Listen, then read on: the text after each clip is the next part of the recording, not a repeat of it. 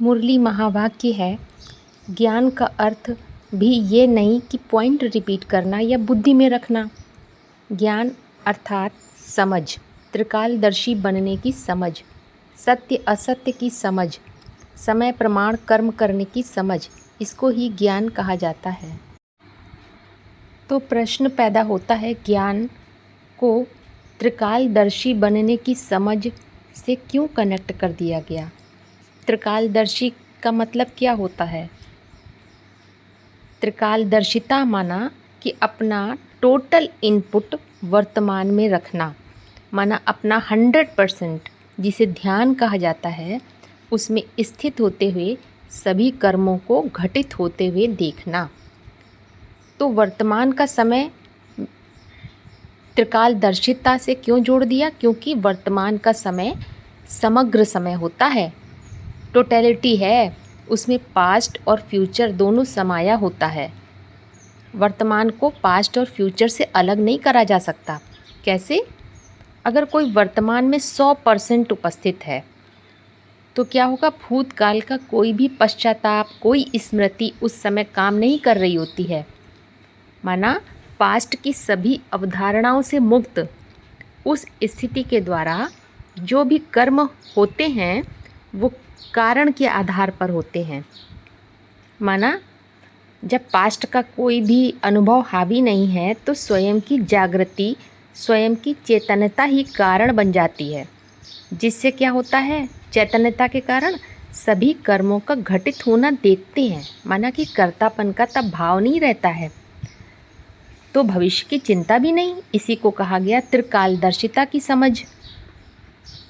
क्योंकि भूत और भविष्य तो क्या है? मन के खेल हैं। और प्रेजेंट अथवा वर्तमान क्या है? चेतना, कॉन्शियसनेस, जागृति। मन में रहने वाला भटकाव में रहता है और जो चेतना में रहने वाला है वो त्रिकालदर्शी कहलाता है। चेतना की स्थिति में टिका रहने वाला मतलब चैतन्यता की बात है। उदाहरण से समझ सकते हैं, जैसे हम कोई फिल्म देख रहे हैं, कहानी में घुस गए, इमोशन में, भावनाओं में बह गए, तो क्या होगा? सुख और दुख महसूस होगा। फिल्म को एंजॉय नहीं कर सकते हैं। क्यों? क्योंकि इमोशंस क्या हैं? मानसिक स्तर की बात है ना। तो मन कहाँ ले गया? पास्ट में ले गया, फ्यूचर में ले गया, मतलब प्रेजेंट से दूर कर दिया। अगर दर्शक बने रहे तो क्या होगा? क्लैरिटी आएगी। वर्तमान में होना है दर्शक बनना, माने विटनेस, साक्षी हैं, तो फिल्म को एंजॉय कर सकते हैं। जब चेतना 100% वर्तमान में स्थिर होती है तब भूतकाल का कोई पछतावा अथवा भविष्य की चिंताएं सब समाप्त हो जाती हैं। और वही स्थिति त्रिकालदर्शिता है, जहाँ पर कर्म अपने आप शुद्ध रूप में घटित होता है। तो त्रिकालदर्शी बनने का मतलब तीनों काल को अलग अलग करके देखना नहीं है कि तीनों कालों का ज्ञान हो रहा है, वो बात नहीं है। इसकी गहराई ये है कि उस स्थिति में आ जाना जहाँ तीनों का प्रभाव खत्म हो जाए। क्योंकि जो भी कर्म होता है वो कहाँ पर होता है? वर्तमान में। अगर वर्तमान में पूरी तरह से उपस्थित हैं, माना जो भी कर्म हो रहा है किसी क्रिया के माध्यम से तो होता है, तो अगर पूरी तरह उपस्थित हैं, न पास्ट की कोई अनुभव काम कर रहा है, कोई परिभाषा काम कर रही है, कोई अवधारणा काम कर रही है, न फ्यूचर की चिंता, तो क्या होगा? कर्म करने का भान खत्म हो जाता है और उसके फल की भी चिंता नहीं रहती। तो इस तरह से तीनों काल का प्रभाव शून्य हो जाता है। इसे ही त्रिकालदर्शिता कहते हैं। जैसे कोई बहुत अच्छी गाड़ी ड्राइव कर रहा है, बहुत बढ़िया गाड़ी चला रहा है पूरी जागरूकता से,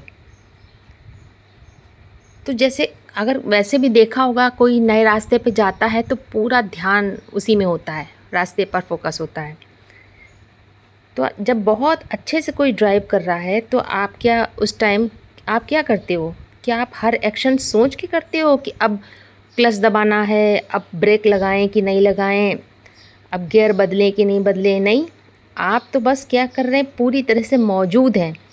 तो जो पास्ट का एक्सपीरियंस होता है आपका गाड़ी चलाने का, वो अपने आप काम करता है और फ्यूचर का अंदाज़ा या क्लैरिटी अपने आप हो जाती है कि हम डेस्टिनी पर कितने समय पर पहुंच जाएंगे अपने।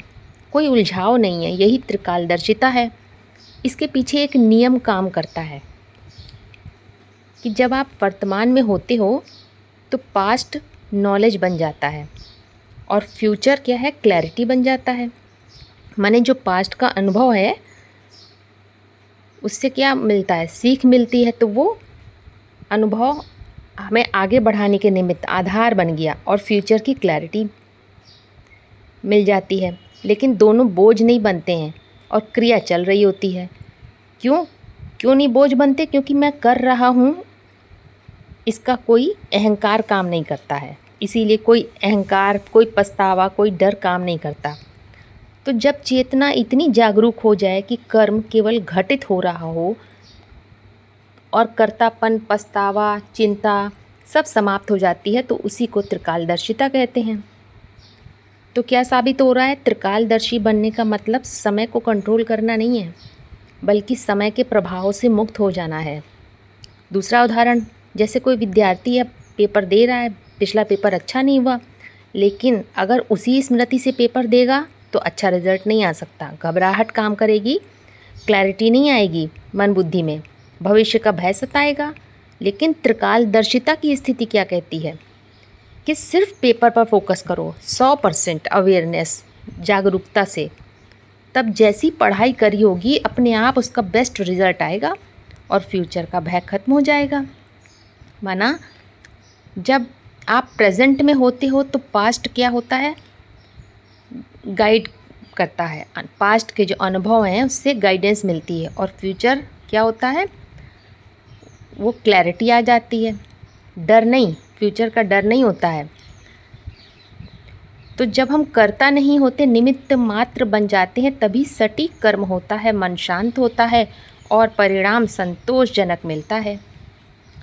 एक और उदाहरण से समझ सकते हैं। जैसे कोई परफेक्ट कुकिंग जानता है, लेकिन एक बार कोई सब्जी उससे बहुत ख़राब बन गई। अगली बार वही सब्जी जब बनाएगा तो पिछली बार का अनुभव अगर स्मृति में रहेगा तो इस बार भी रिज़ल्ट सही नहीं आ सकता।